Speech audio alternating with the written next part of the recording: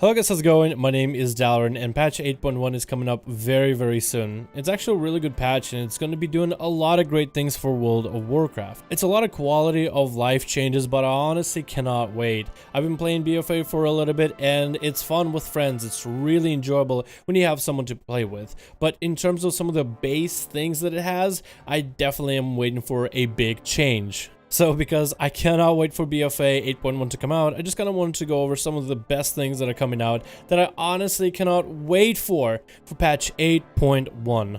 Now, there's a really good chance I already talked about all these features at one point or another in great detail or small in my previous videos, but I am gonna go over everything that I'm excited for in terms of base systems for patch 8.1, some of the very much needed quality of life changes.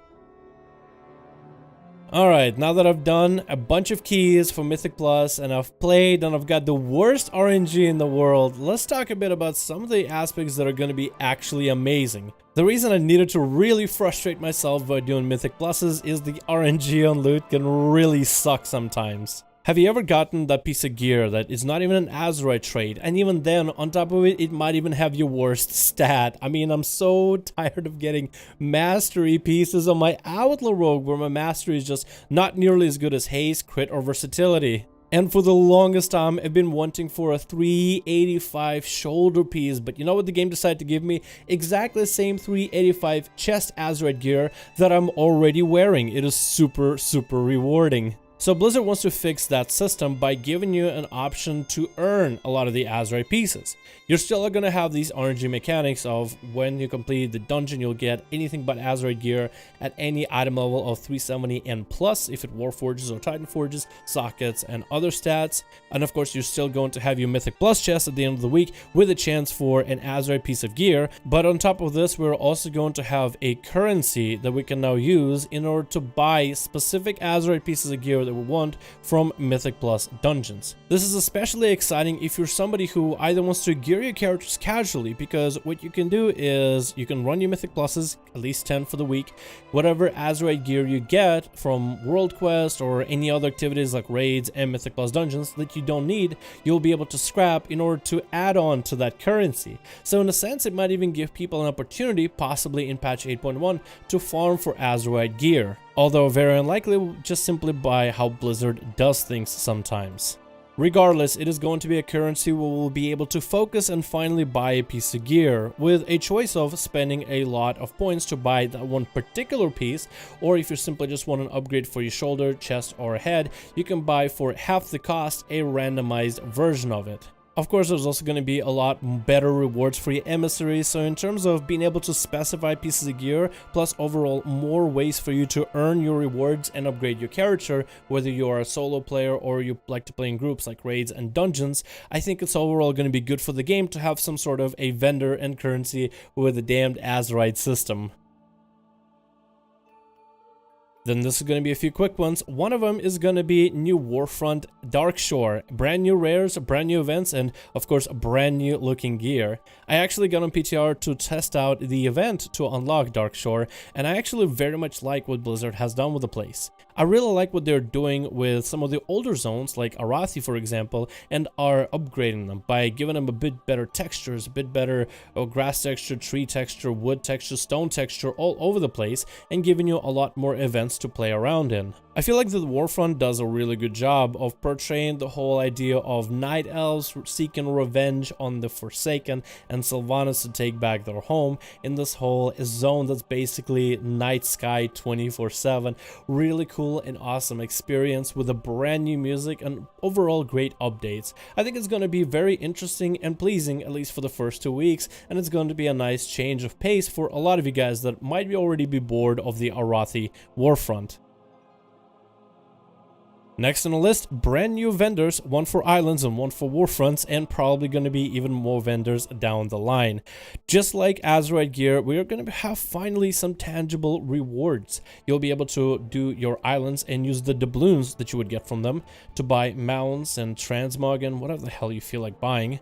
Then you're also going to be able to earn commendations to warfronts as well as other events in the game, probably world quests and incursions included, and be able to buy other goodies like mounts, for example, example, from the warfront vendors. A lot of people found themselves in BFA before patch 8.1 feeling like they don't really have any goals that they can strive towards. They can try Mythic Plus dungeons to see if they can get a piece of gear, but it's not that they can specify things. They could try islands to see if they get some kind of rare loot, but it's not like they can really work towards something. So I think it's a good idea to have some sort of a grounding for the grind, I guess, that we have in World of Warcraft and the massive amounts of RNG. Hopefully this system will help offset it. Then we're also getting brand new changes to the leveling speed in patch 8.1.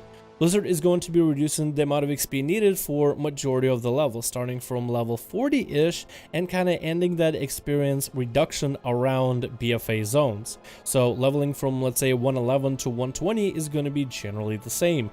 Leveling for your first 20 levels will be generally the same too, but you'll spend a lot less time hanging out in the vanilla zones, BC, Wrath of Lich King, Cataclysm, Mists of Pandaria, and especially Warlords of Draenor.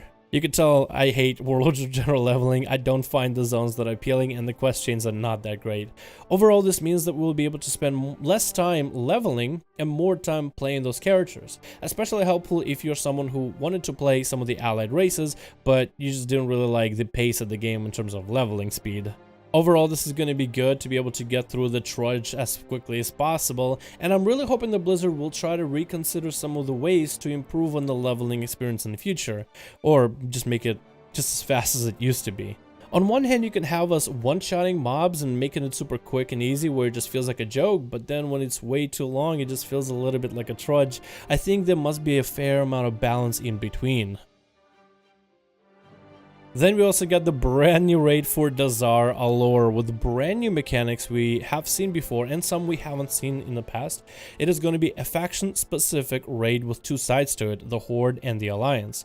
3 of the bosses are going to be individually specifically for the Horde, and 3 are going to be specifically for the Alliance. But you'll be able to play both parts once you complete your faction storyline of Battle for Dazar'alor. I'm actually very excited because, I'll be honest, Odir has been a pretty challenging raid. I feel like it's been pretty interesting in parts, but it had definitely, I don't know, last raid of Legion and Taurus, I very much enjoyed it. I felt like the mechanics were very cut and clear, and what was expected out of you was, well, pretty understandable. I even felt like the mechanics of the mythic version of the fights were in some sense more fun and interesting. But with Udyr, it feels like a lot of the mechanics are kind of just janky, they kind of just half work, and the fights look, from third-person perspective, a lot of them look very, very messy. It's kind of like a controlled chaos. But I'm also not a huge fan of a lot of the environments in Udyr. It was really cool, but it kind of feels a bit gloomy, and I'm not a huge fan of the color scheme, and eventually does start to wear on you for a little bit. Some of the fights are great, but there's certain RNG parts of fights where I'm not really a fan of.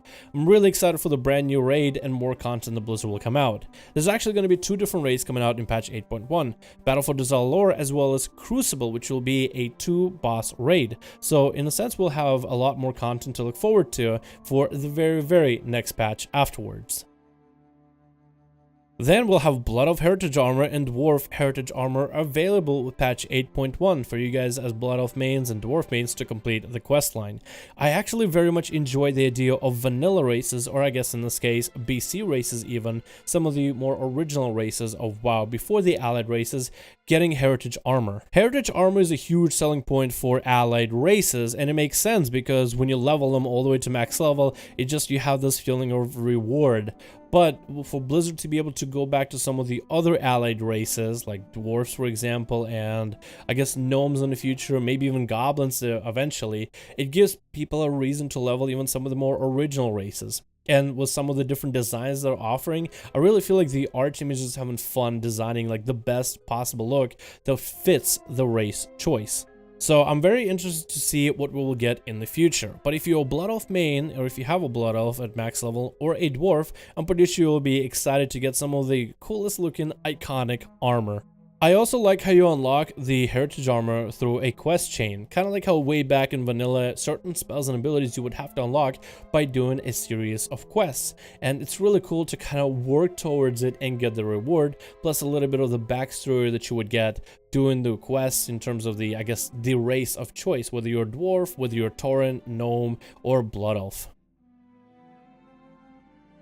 Another one that's a really good one, and this one is, you guys are gonna like it, especially if you have alts that you actually play. Sorry for that sigh of frustration at the beginning, but this one just kind of hit it home.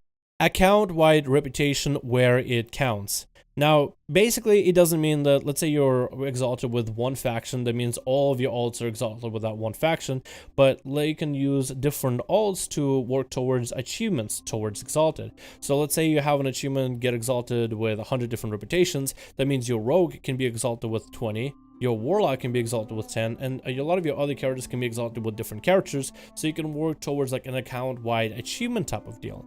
But where this also contributes towards the actual gameplay purposes for Battle for Azeroth is the necklace and grinding rep for Champions of Azeroth. If one of your characters is revered with Champions of Azeroth, and if you guys remember, the necklace gets stronger every time you advance in reputation with Champions of Azeroth, you will be able to catch up to the necklace item level of your main, or at least get fairly close. The necklace ends up being kind of a huge stats stick with a lot of the stats for haste, master, versatility, as well as the base stats. So being able to keep that up and upgrading that is kind of a pain in the ass to work multiple different characters for that same rep that you've already gotten on your main. So for you to be able to finally just have that reputation unlocked on your main and alts is super nice. Then finally, 8.1 is doing some of the better class changes that I'm actually very excited about. There's animation changes to certain classes as well, general improvements for a lot of the playstyles for specific specs that have been doing awful. They're even taking a look at some of the talents to make the roles even more competitive. So you're doing adjustments for quality of life. You're trying to make talent choices a little bit more matter a bit more than they usually do. And overall, what I like about it is how Blizzard is finally trying to bring up the specs that are not doing well instead of what they've already done in every single expansion before us, and just take the best specs and dumb them down. I like the idea that you have certain level where, oh, this certain classes feel great. This is why everybody wants to play with these classes in raids, dungeons, and arenas. But what you should do is take whatever other classes that are not quite in that pace, or even certain specs, and really bring them up. And it looks like Blizzard is finally doing that for some of my favorites like Elemental Shaman, Marksman Hunter, and Shadow Priest, as well as a lot of other classes being updated for BFA. They're even updating small things like Death Knight survivability by making Death Strike more of a thing, so maybe we might see a lot more Death Knights in our 5v5 1v1 dueling series, which for me personally gets me super excited. Anyway guys, this is my whole list for everything that is going to be great for patch 8.1. I'm super excited for everything that's coming out very soon. Thank you guys so much for watching this video. Let me know if you like any of these changes. What do you like? What you don't like? What are you excited for the most when it comes to patch 8.1? As a reminder, it is coming out in December 11th, so it's going to be a couple weeks from now, and then we're going to have the patch, and it's going to be marvelous and beautiful and gorgeous, and a lot of things are going to start to make sense. I know there's been a lot of negativity with Battle for Azeroth, but really I am under the impression that patch 8.1 is really going to start turning a lot of those heads in the other direction, as in people are going to see more of the bright side of it. I feel like they're making adjustments that could potentially make this expansion maybe not as good as Legion was, but still a fairly decent one. So far it's been kind of a weird rocky start, and we're just really waiting for the big changes to finally hit the scene. I'm honestly holding out for the best. Thank you guys so much for watching this video. I do hope you enjoyed. Let me know your thoughts in the comments below, and I'll see all of you guys in another video.